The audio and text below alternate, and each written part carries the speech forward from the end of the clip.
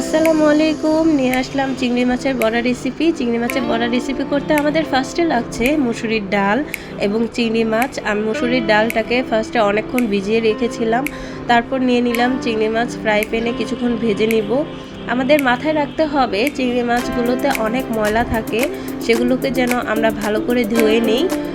সাথে কিছুক্ষণ ভেজে নেব লাল লাল হওয়ার পর্যন্ত।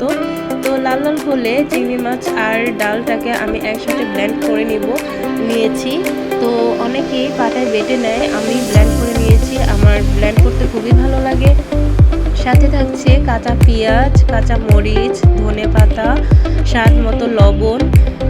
আমি স্বাদ মতো লবণ দেওয়ার পর আদা রসুন পেস্ট করে নিয়েছিলাম।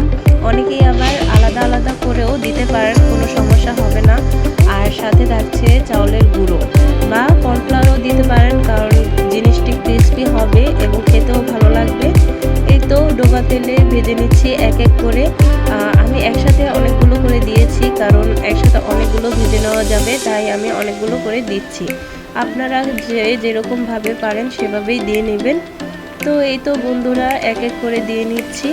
তো এক পার্ট হয়ে যাওয়ার পর আমি উল্টিয়ে দেব, কারণ লাল লাল হলে জিনিসটি দেখতেও সুন্দর লাগবে।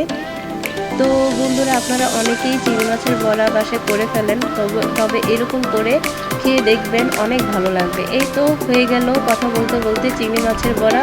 তো কেমন হলো বন্ধুরা, অবশ্যই কমেন্টে জানাবেন। দেখতে তো অসাধারণ লাগছে, খেতেও অনেক মজাদার হয়েছিল।